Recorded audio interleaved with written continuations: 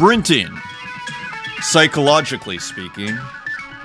Welcome back, everyone. Artist Journal, February 28th. It is Friday. Broadcasting from the non-space of the mind. My name's Adrian Pocobelli. On a mission, letting the music carry me. As I once wrote, when I was a teenager, I follow the music that my pen makes on this paper. And that, my friends, is what I'm doing here as I surf across this music, which is quickly fading. So with that, let's jump in, and aren't we all excited? At least for me. I guess it's a global thing Friday, but before I digress, let's get into the work. So beautiful. Beautiful work. Suku. I'm disappointed I missed this one. At the same time, I felt like I'd bought the last two, one of ones from Suku.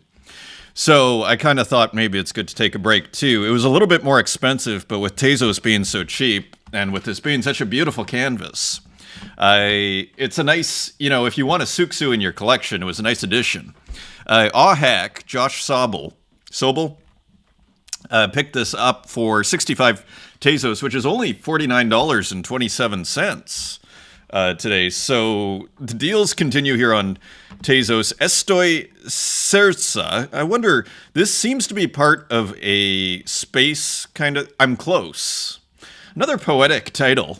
Argentinian artist here, and we're going to look at more of Suku's work, who has kind of come back to a certain degree on object here, so it's kind of exciting.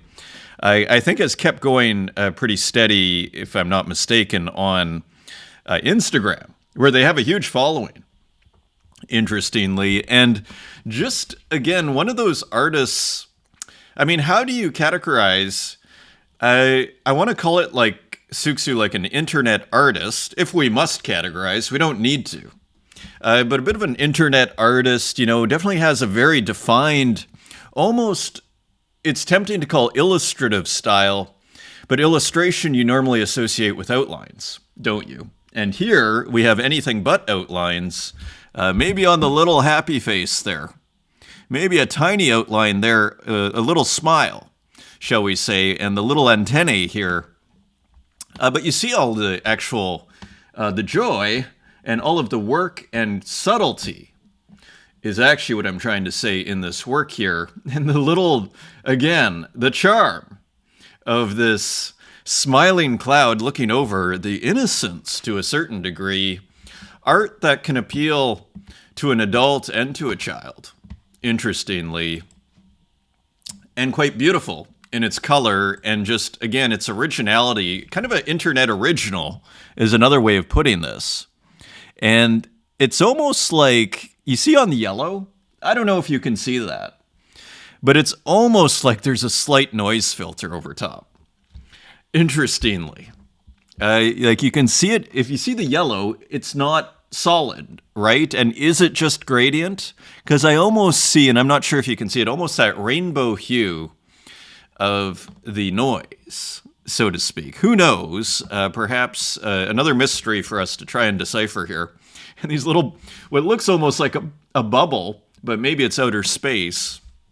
It seems to be works inspired by outer space. But again, you have the bubble mixed in there. So again, it's so easy to kind of see a work like this and just think, okay, right, and move on. But you see all the subtlety. It's almost like they're playing a game together. All of these, it looks like out of a French comic. What did they call it? Oh, I'm never going to remember it here. Barba Papa. It's almost like Barba Papa. I can't believe my brain still works. Barba Papa. My God, that is hilarious. It's almost like Barba Papa. It's taken 402 episodes to mention Barba Papa, but we have gotten there, my friends. A 1970s children picture book in French-American by the French-American couple Annette Tisson and Tolos Taylor. Suku has brought us to Barba Papa. That is hilarious. Anyways, I don't want to get distracted here. It's almost like Barba Papa. A similar charm here in M. Suksu's work, isn't there? And just on formal terms, maybe it's the eyes. Maybe it's those big eyes. Let's just actually very quickly, just a little point of comparison here. And even it's almost like these slug-like figures, right? I mean, kind of interesting.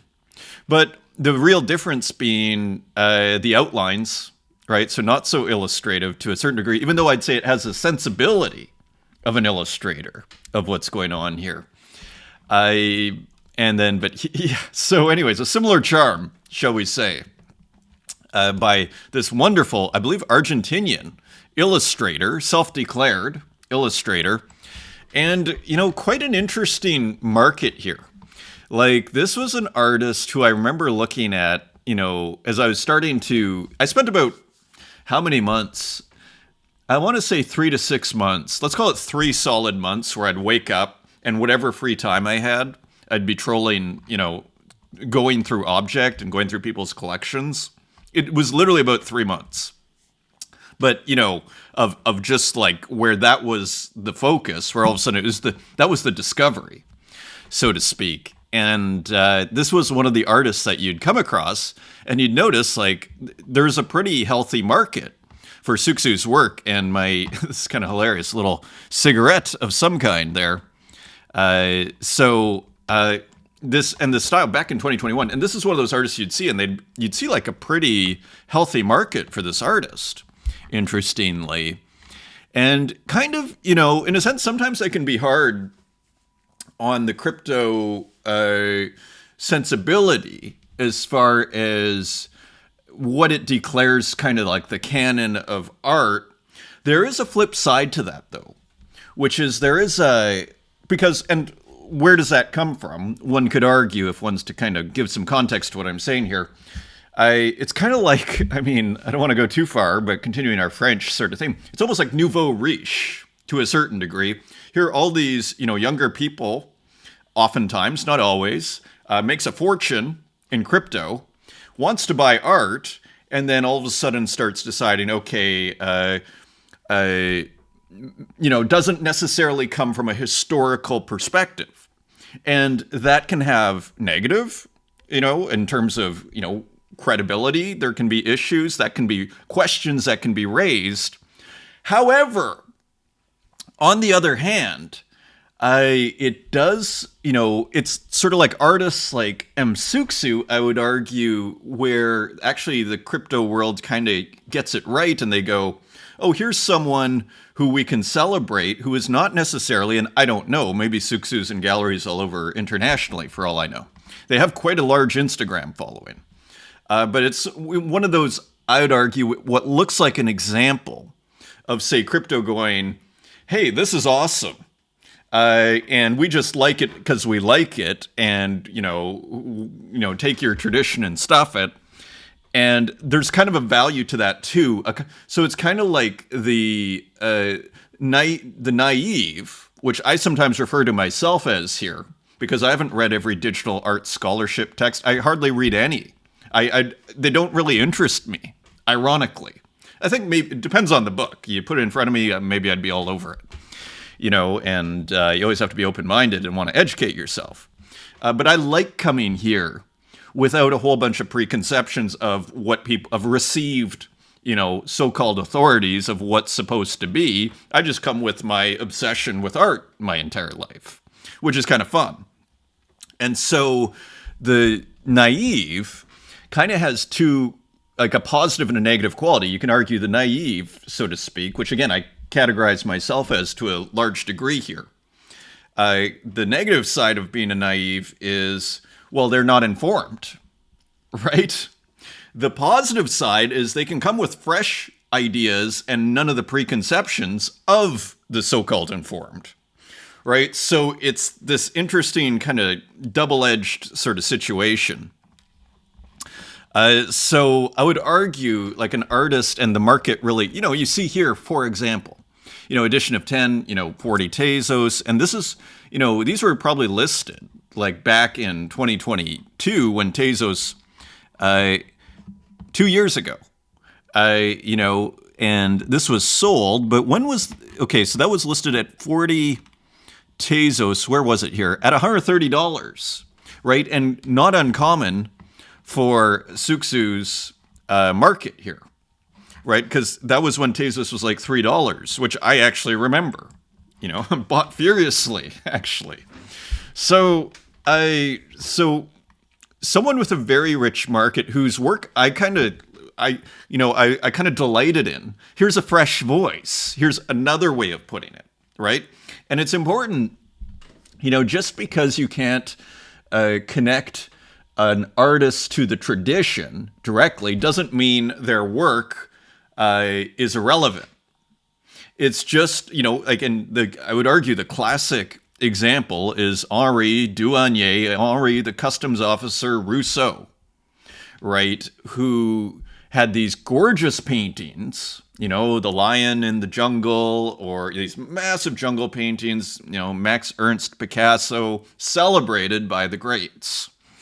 And we're like, what, like, this isn't academic art. This is coming out in 1905. Like, this isn't like Cézanne. This isn't the Impressionists. This isn't, the Barge, people working in the academies. Like, where do we place this? A naive of sorts, sometimes called, perhaps more politely, or perhaps less ambiguously referred to as outsider art. Sometimes we think of waffles. Wait till you see. I have an exclusive, by the way. I have an exclusive courtesy of Histrubal Waffle. Wait till you see that.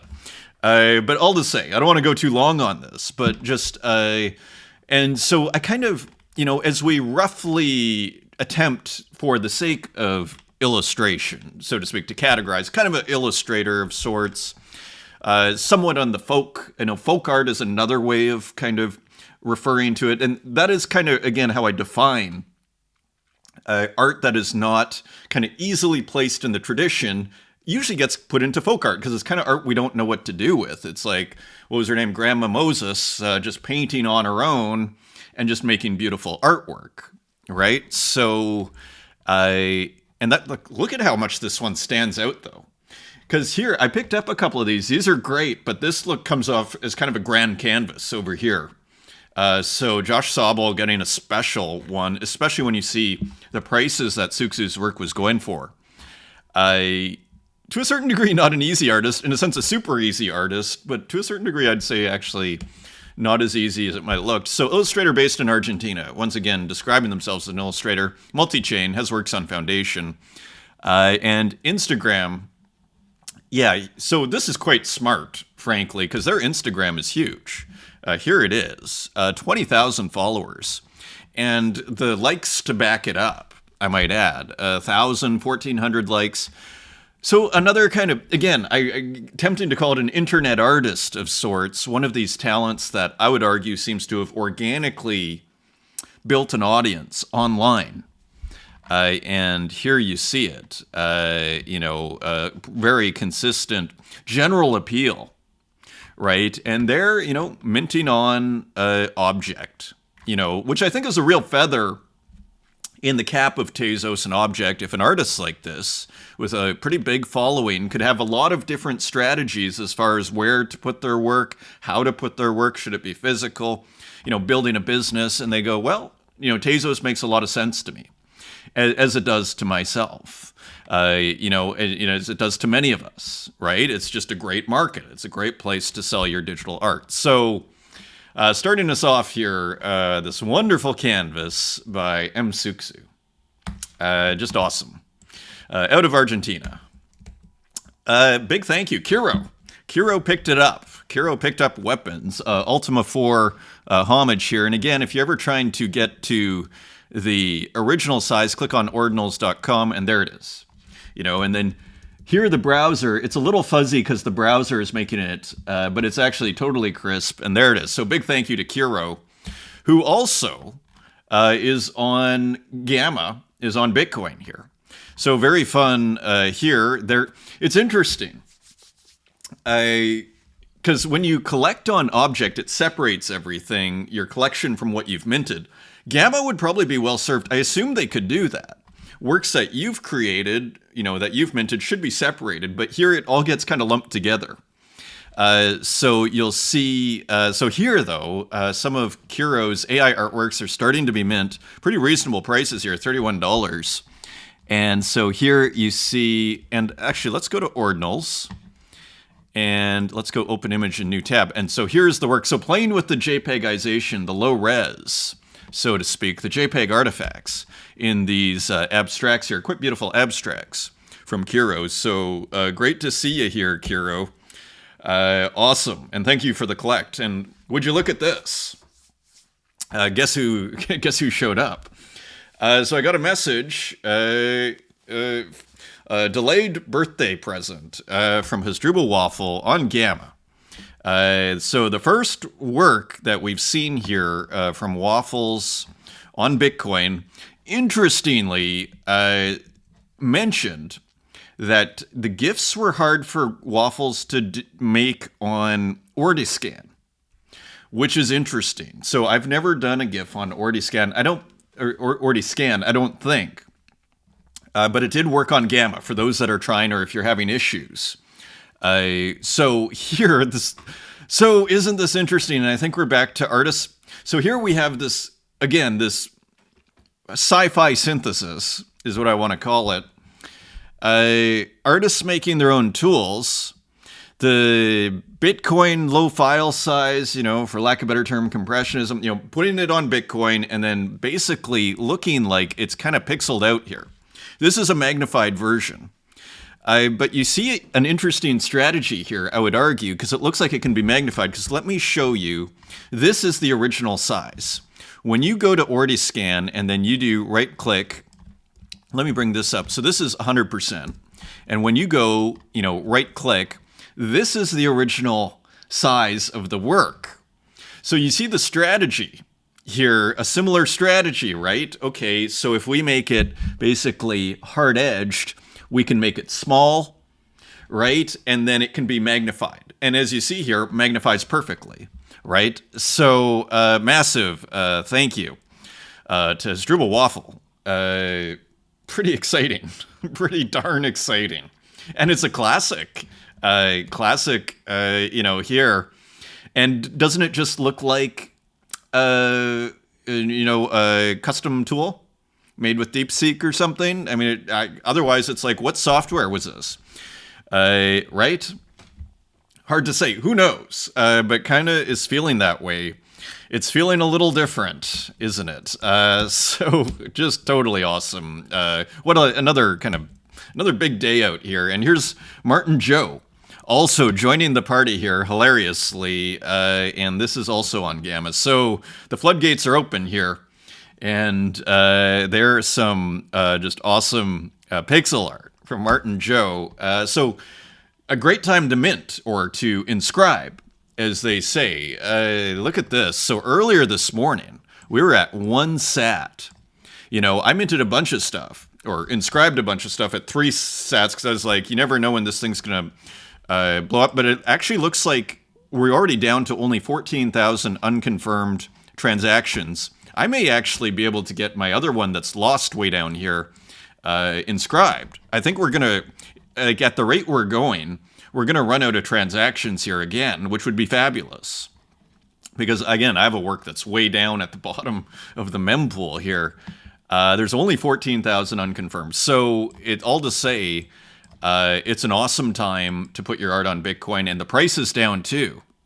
So if you're coming out of fiat, it's even cheaper. So interesting times. And big shout out to Crypto Cow, K-Town Crypto King. Huge supporter, I might add.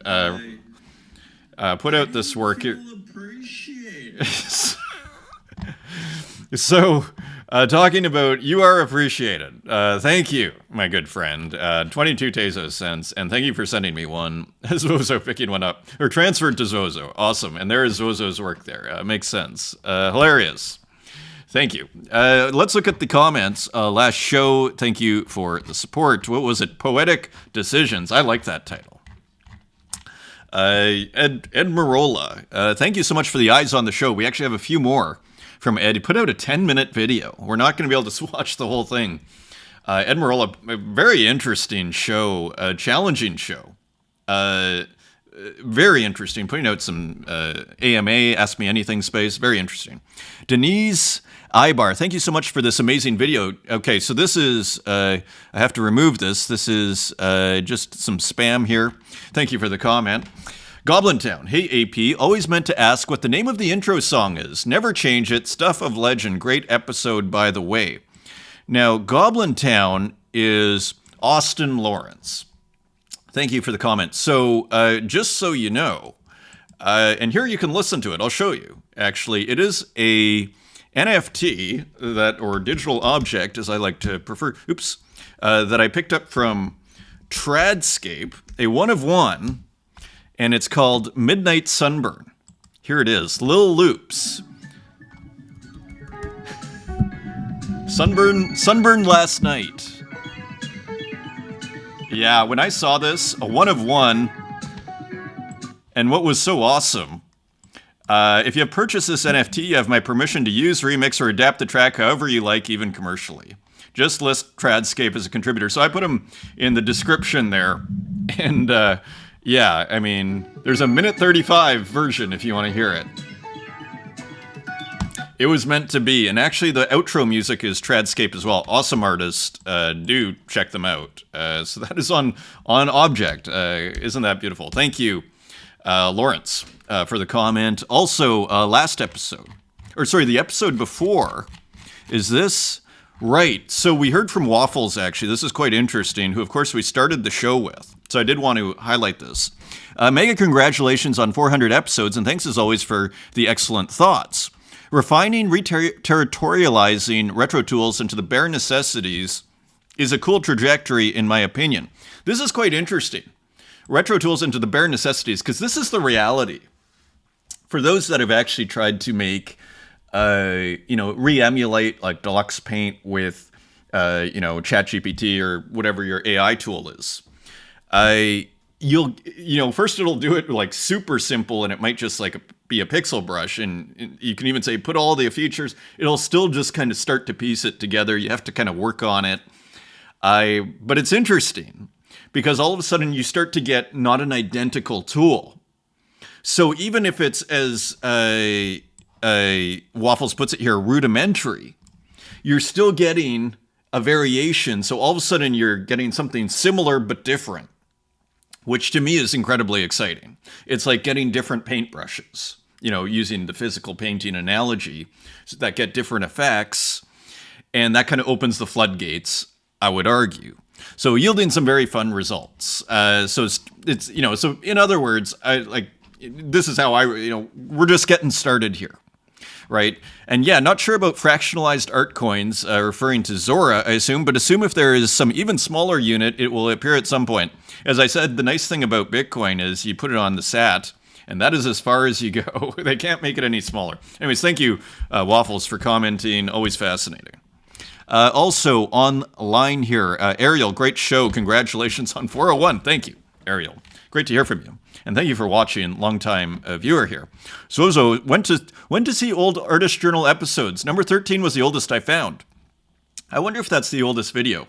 The oldest video is, what did I call it? Something like recent acquisitions on Tezos. That's what I think I called it. Super fun. This is funny, was the oldest I found. Before that, it's just Spotify. Super fun. You talked about Warhol working with randomness in screen print. Love that concept, and it's true. I was probably going into why it works, like the contrast, I imagine. It's funny that you also mentioned random layers in this episode. As I said, it's kind of hilarious. I've just been saying the same thing over for 400 episodes. Fascinating. Awesome to hear from you, Zozo, the brilliant artist behind this work. We have another work by Zozo this episode. Bull's amazing episode. The Poco Object Gallery gets me excited. Has got me excited. Yeah, so that's coming. I need to actually reach out to the artist today. So it's probably going to be delayed a week. It's going to be in the next couple of weeks, I think. The launch, which is pretty exciting. We're trying to do something a little different, kind of bring something kind of different to the table here. So I'm excited too. And we have about 3 or 4 artists now that are lined up. So I need to reach out to everybody, just say everything's still coming, just a little behind schedule. Thank you, Bulls. Always awesome to hear from you.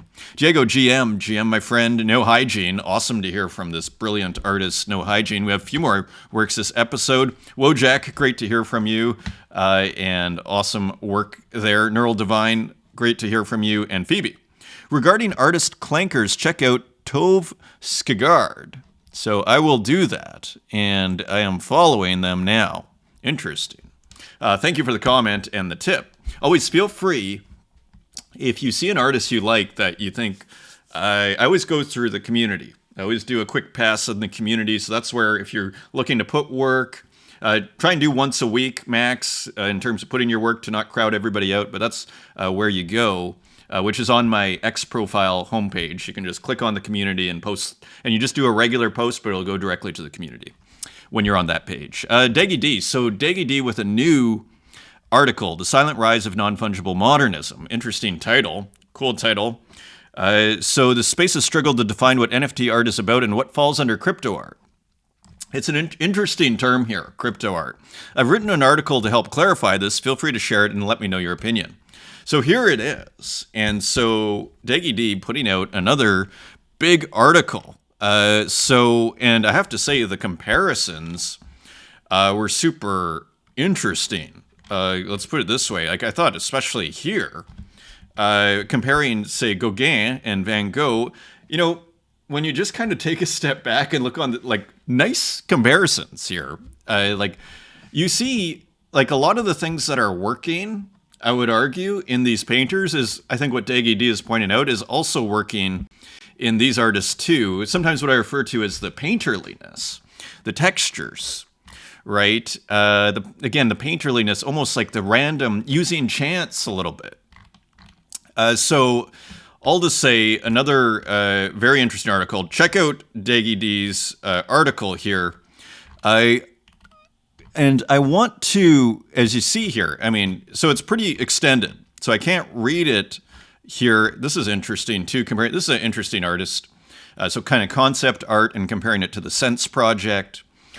And also there's Spiral Jetty, interesting. And so doing all sorts of comparisons here, which I think is super useful and educational. This was a particularly powerful one.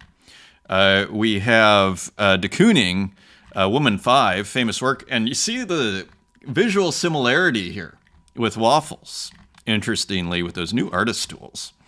And here we have more Bruce Nauman, you know, famous images. So very useful and helpful. Even here, you see in kind of like the jagged outlines here, you see it here in our good friend Canik Zapata.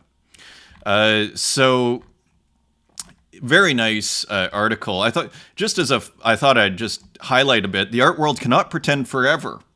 What's next? The art world cannot pretend forever. It cannot continue hanging paintings on its walls, dictating the narrative while ignoring the artists reshaping contemporary art in ways that often feel far more profoundly relevant to our time. You know, Deggy D kind of hitting the nail on the head here. A convergence is coming, but I hope it happens slowly.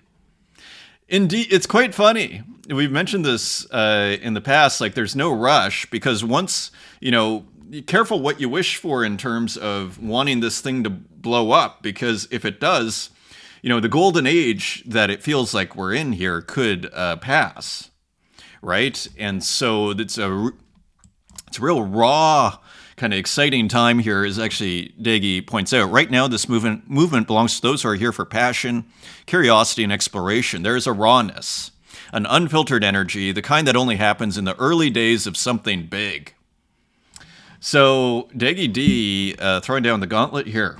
And it's great to hear, isn't it? So a huge, you know, supporter here. One day that will change. You know, again, the conviction. The market will shift, and that is inevitable. But for now, let's embrace this moment while it lasts. So, words of encouragement from Deggy D, and it was hilarious. I was reading this on the U-Bahn here on the subway in Berlin, and I was going through the artists. I was like, oh, darn, I wasn't mentioned. I was like, and I was like, I guess I'll keep reading, and then a very nice mention at the end. So thank you to Deggy D for another great article. And go check it out. Subscribe to Deggy D's Substack. I'm sure it's on Diggy D's X page, and just if not, I have retweeted this out as well, so you can find it on my profile.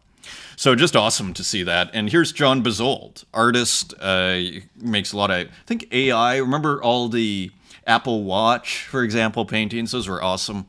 Digital painter uses AI. Digital luminosity of NUV 1914. So writing a whole essay here on NUV 1914. So isn't that cool? And not too long. So very cool work here. Plantus by NUV 1914, PNG. And nice choice. Beautiful work. John Bezold has been buying a lot of NUV 1914's work, by the way. So very cool. Let's continue. My professor in college would have us put our art on a wall and call on each of us to critique a classmate's work. I feel like something like that is needed in this space without coming across as too mean or hateful. So this is Skardek, and it's an interesting balance. I look at so much art every day, and not one comment provides any feedback, just glazing average work. Yeah, and I think there's reason to that. I think, because in a sense, unless it's solicited, people don't necessarily want to hear people's opinions of artwork, right? To a certain degree. It causes this perception that all of these artists are groundbreaking and special, when in reality, they're really just whatever. The biggest issue is providing feedback on X in a meaningful way without it being interpreted negatively. This is why actual art critics like Jerry Saltz get massive amounts of hate. I don't know if it's possible to critique work on social media. Yeah, well, the problem, I would argue, with Jerry Saltz's critique is it's often, it can feel sometimes shallow, because he'll say, I love this, or this sucks, basically, to short form, but it's almost that short. Remember the painter? There's some painter that had a big following and he just kind of dismissed it without really talking about the work, right? That's what I don't like about Jerry Saltz's work. However, I will say one thing. Like, when you start, and of course there's the kind of famous critique of Rafik Anadol, the screensaver critique. I will say once artists reach a certain level, it is more okay to kind of throw arrows at it, so to speak, because then it's sort of being lorded over us as saying, this is what you have to care about. And then it opens it more up to critique, I would argue. Otherwise, I think it's kind of bad form. If you start critiquing a work and say, that you see on your X feed that, let's say, you don't like, and say, well, actually, kind of cheesy over here, which is kind of like sometimes what Jerry Saltz does, I would argue. Feel free to disagree. To me, that's just bad form. I kind of have my issues with Jerry Saltz in terms of his approach. Like, I think it borders on ridiculous, actually, Jerry Saltz, because didn't he write a book called How to Be an Artist? And then here's a person, like, I've never seen an artwork by Jerry Saltz, but he's trying to tell artists how to be an artist.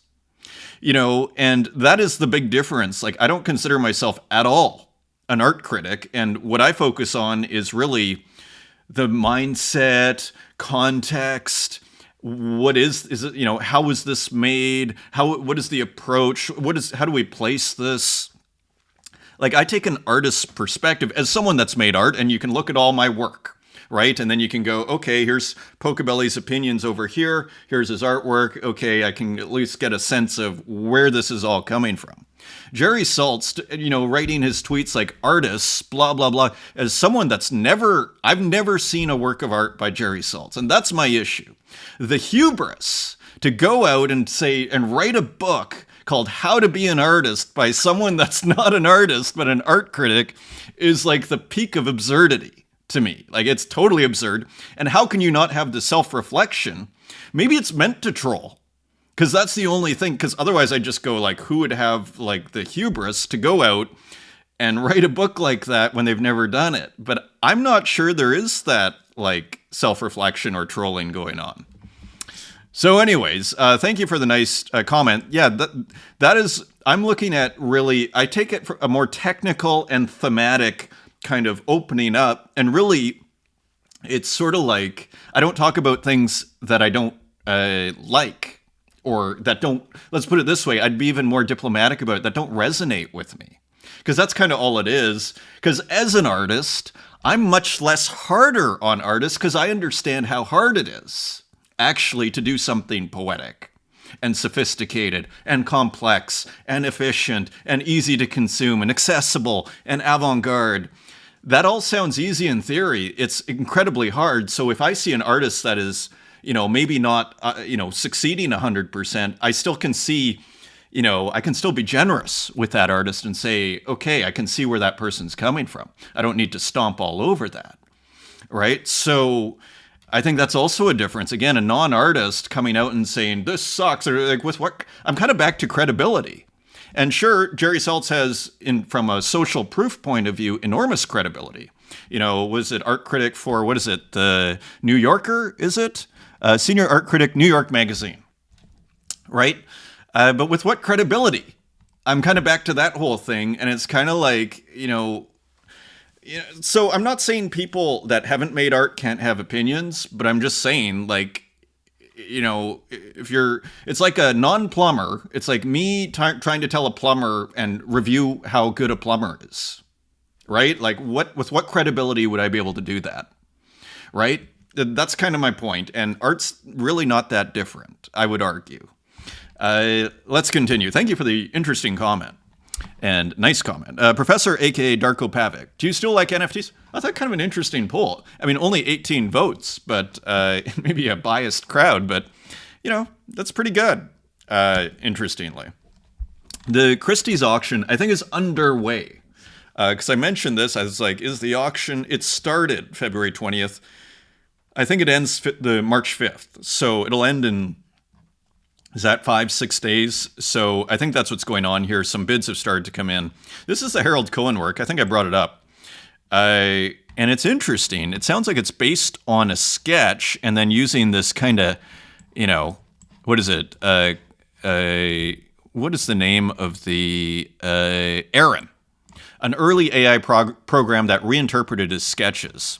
So again, the power of, kind of going... It's kind of like traveling through the mediums, I would argue, is basically what we're doing here. We're going from sketching to now I give it to the computer to do something with this sketch, right? And it's like an alchemical transformation. And here you see what maybe was just like an average sketch. Wouldn't even need to be that good. But then you give it to the computer, to Aaron, and all of a sudden it turns into this very poetic looking image. So Harold Cohen really standing up well. It's kind of sad, to a certain degree, died in 2016. You have a feeling died before, like, the real appreciation came. That Whitney show was just last year, if I'm not mistaken, right? This is interesting. Laura Owens' latest New York exhibition is the season's buzziest show for a reason. So I've mentioned Laura Owens here probably 300 episodes ago. We mention her every so often. Interesting kind of complex show here. Now, the reason why a lot of us in the digital world care about Laura Owens is because if you go here, she worked a lot with dithering. And as you see, oil, flash, screen printing, ink, charcoal, and sand on wallpaper mounted to aluminum. So this is a Matthew Marks gallery. So you see the dithering here. Different sizes of pixels, interestingly.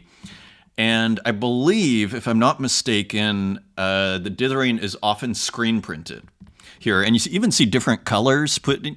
So there's a lot to learn from Laura Owens. This work, I mean, what year is this from? 2021. Actually pretty recent, but it has been working with dithering. I remember when I first moved to Berlin, someone, art consultant friend was like, you have to check out Laura Owens. And yeah, definitely an interesting artist. Here you don't see so much dithering. But you do see almost like finger painting, like this digital. So another kind of digital reference here. Very interesting artist. This looks like a more kind of complex show, right? So, but as and I think, do we have another? I thought we had. Yeah. Okay. Here. Okay. Here's Katya Kazakina.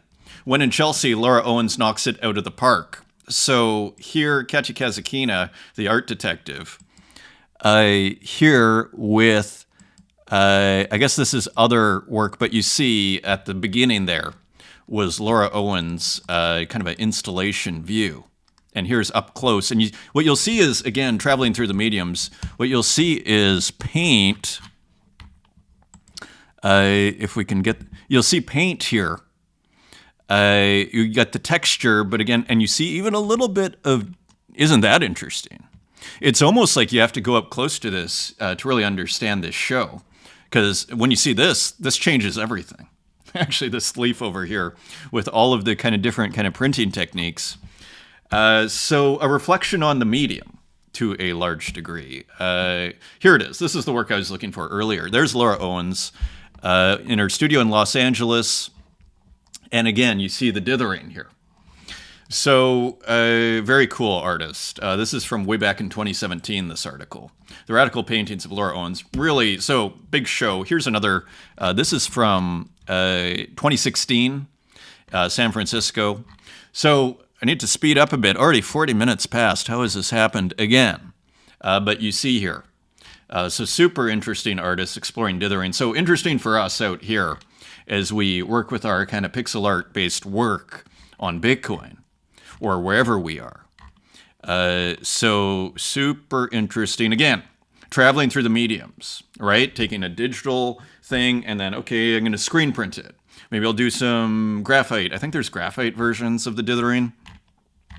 Very interesting work and very just kind of pleasurable to look at the dithering here. A little bit of contrast, little palette there. So just very, very interesting. I do stuff like I've never seen her. That's interesting for me because I have done some of these little kind of traced out letters from the internet. Very, very interesting. So anyways, let's continue here. I was hoping we'd have time for this. This is a big deal. I'm kind of back to the Thutmose II. And you dream about such things. Brady, who discovered missing Pharaoh's tomb, may have unearthed another. Archaeologists believes his find of the century of Pharaoh Thutmose II could be surpassed by ongoing excavation. Let me just read 4 paragraphs so we can put this to bed here. To uncover the location of one long-lost pharaoh's tomb is a career-defining moment for an archaeologist, but to find a second is the stuff of dreams. Last week, Pierce Litherland announced the find of the century, the first discovery of a rock-cut pharaoh's tomb in Egypt since Tutankhamun's tomb in 1922. This was found, the Pharaoh Thutmose II, underneath a waterfall in the Theban Mountains in Luxor, about 3 kilometers west of the Valley of the Kings. It contained almost nothing but debris, and the team believe it was flooded and emptied within 6 years of the Pharaoh's death in 1479 BC, which is the beginning of the Iron Age. Not in Egypt, but more in the Hittites, actually. We're starting to discover how to make iron right around then. Now, Litherland has now told the Observer he believes he has identified the location of a second tomb belonging to Thutmose II, and this one he suspects will contain the young pharaoh's mummified body and grave goods. So this is a huge, huge deal in terms of archaeology, which is why I highlighted again. Thutmose II, I did a little searching. Like, Thutmose III was a very important, I think it's the most famous military general. But was Thutmose II, so the son of Thutmose II was Thutmose III, but Thutmose II was married to Hatshepsut, his half-sister, as they often did back then. So again, this is, although maybe not considered as important as Thutmose I, as it says here in ChatGPT, or Thutmose III, this could be a spectacular tomb. Again, Tutankhamun's tomb, minor as far as pharaohs are concerned. So this could be big. So they think they know where that is.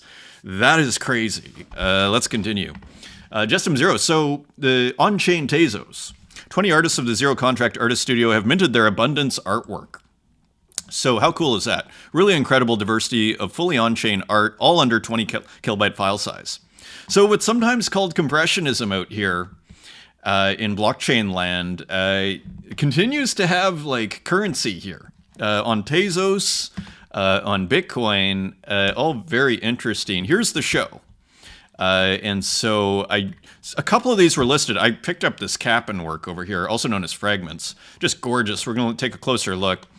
So also look at how beautiful this is. We're going to look at that in a second. So we looked at this tornado work. We've looked at a few of these, Kyle Flemmer. So anyways, here's the show. Go check it out on Object. Here's just a couple of highlights.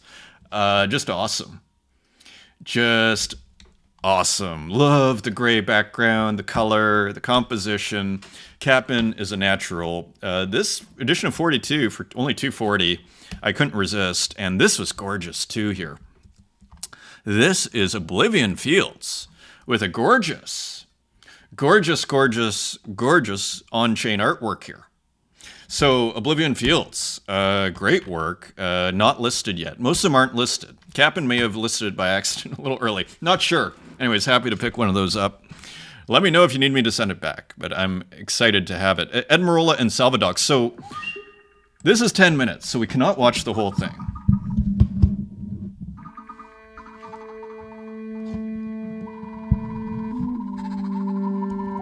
But I have to give you just, like, it's hard to know when to stop here. Maybe the internet will make the decision for us. My internet is very slow today. Tentando entender como é que funcionava, porque eu tava num lugar com uma gravidade muito diferente e eu ia andando, tentando andar direito, mas não conseguia e eu tava caindo em cima de umas flores e meio que me ralando. We'll do just a little more. Das flores mas eu não conseguia me levantar direito e toda vez que eu me mexia, eu fiquei meio agoniado porque o jardineiro tava olhando pra mim. O jardineiro era uma caveira, assim, com um rastelo gigante, the ambition. Uma capa toda colorida, e olhando pra mim, e eu, caraca, assustado, sem saber o que fazer. That's awesome. So it looks like the work that has been named after the show, edition of 100, 10 minutes long. 10 Tezos each. Wow. I'll need to pick one of these up. They're all going to sell. I bet this is going to sell out. How many? 39. Okay, I better get it while you can. You can get this landmark. Do you want to miss this one? Wow. Get it while you can. Wow. Let's continue. Other works by Ed.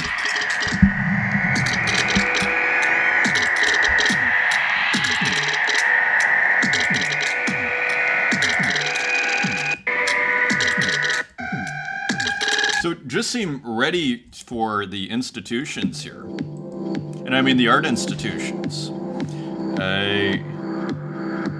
The sound and pixel. I believe out of Brazil. So just super exciting and cool. And here is a GLB.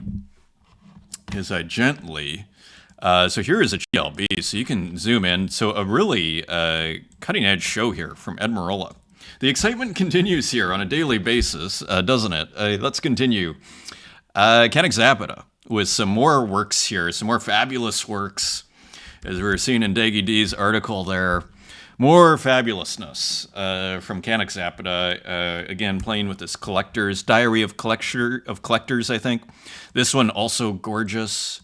Again, the textures off the charts here. Stunning work. Even these lines in the hair, amazing. And just seems to have an endless supply of these gorgeous works. And the textures seem to be getting rougher, which I am quite enjoying, actually. Here's another one. So a smaller piece, and so the market just eating up all of these works. So just awesome. Here's Zwozo. Inside and outside are indifferent things. Let's go see what Zwozo is up to today. Another day, another masterpiece. Let's see if the internet cooperates.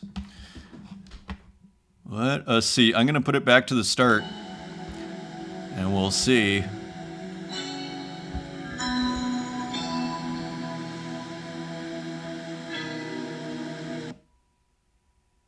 So kind of looking like a bit of a domestic scene here. Almost like a cabin with a lake or something. Inside of a kitchen, looking out the window. So, gorgeous. And again, we're back to that framing device. And when you just zoom out, I mean, just another gorgeous canvas. Inside and outside are indifferent things. Edition of 1 selling to Neon Monk for 190 Tezos. So Zwozo continuing to make waves on the market. Rooftop Girl. This is Kutukola.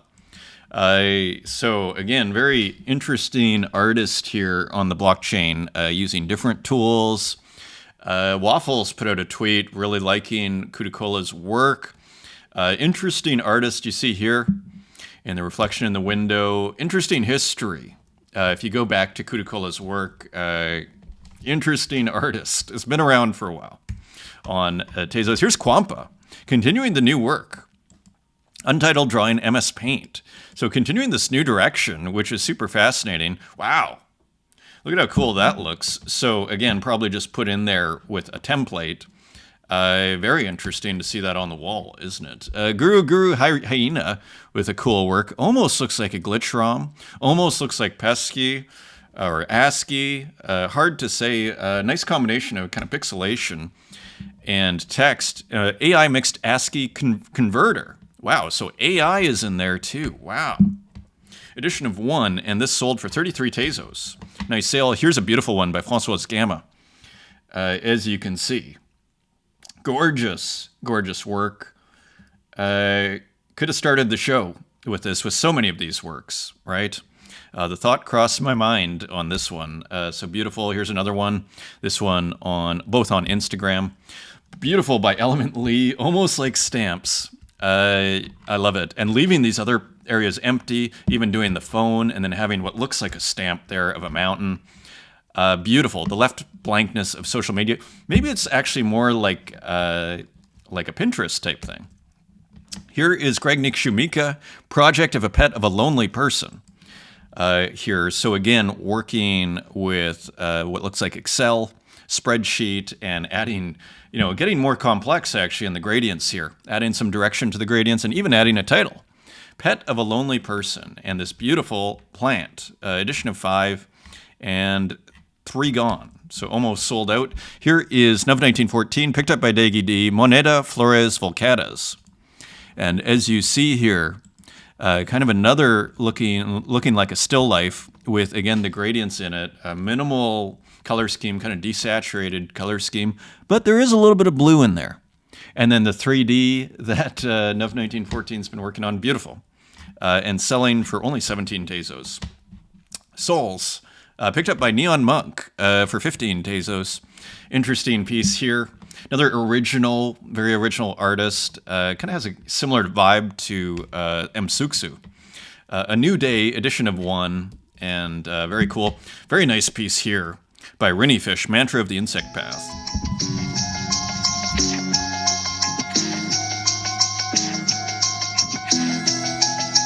Rich color.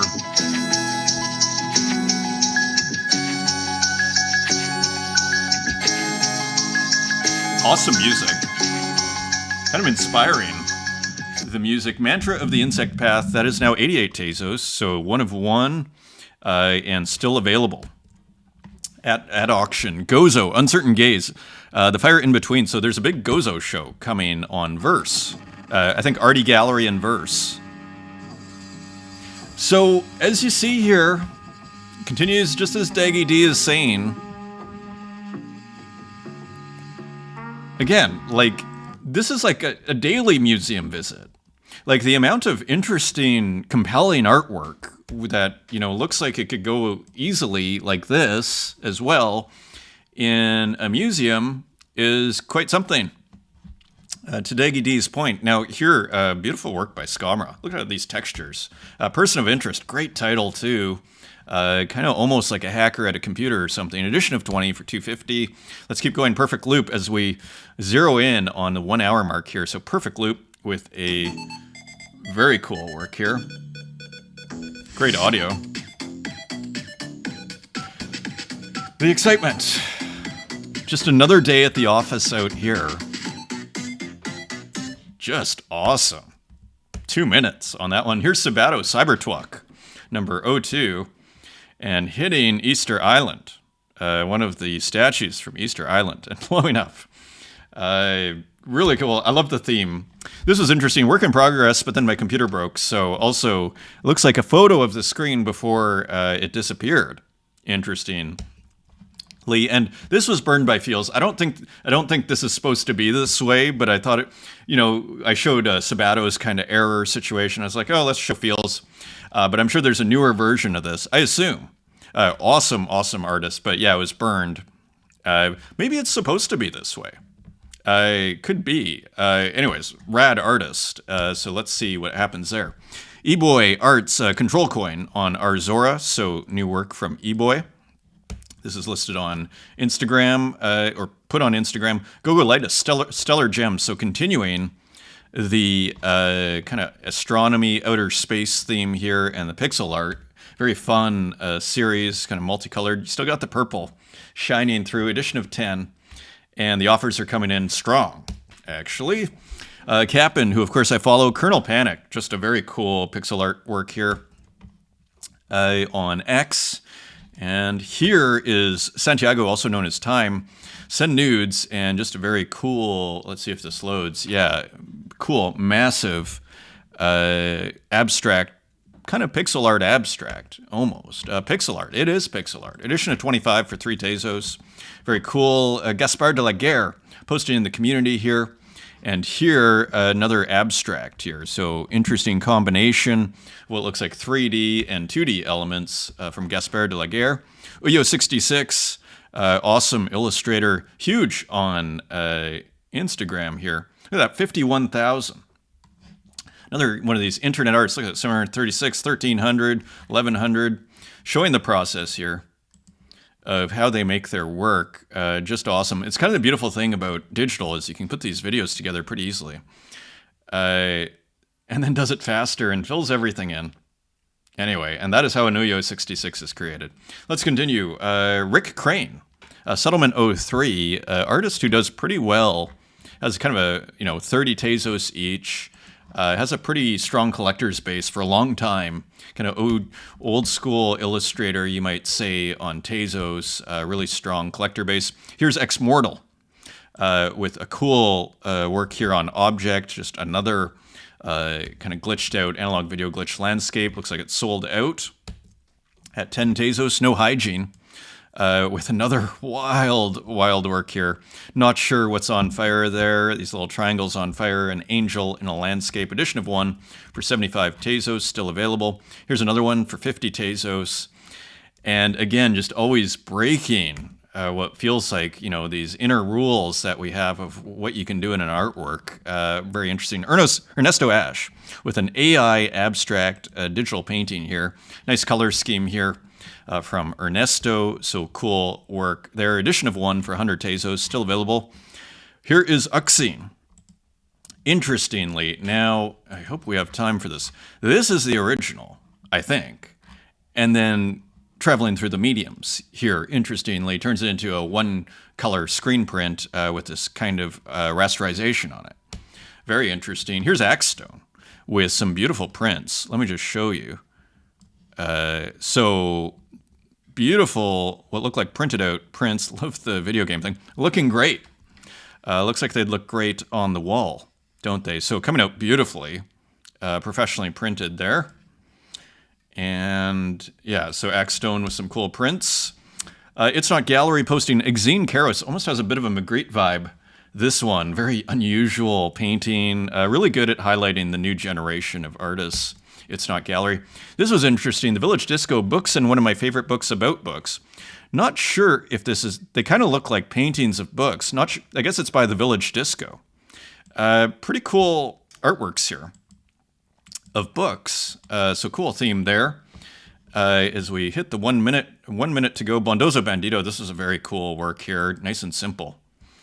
You see some brushwork underneath the airbrush. Here's Kayla Mattis is putting out her big show at Charlie James Gallery on March 1st. That'll be interesting to watch. Love the phone stuff. I think we saw this one yesterday. I missed the phone iconography there. And here, of course, David Hales still needs a title. Acrylic on canvas, just a rad artist on Instagram. Here is Remycelium in the community here. Nice combination of drawing here. I'm back with a pencil drawing. Feels good. It looks great. I even love the torn paper on the left. Here's Nov 1914, picked up by RJ. Edition of 1. Nice. Is this a physical or a digital or both? Interesting. And that is your show, my friends. Have a great weekend. Here we are at the 1 hour mark. Thanks for all the support. Until next time, take care.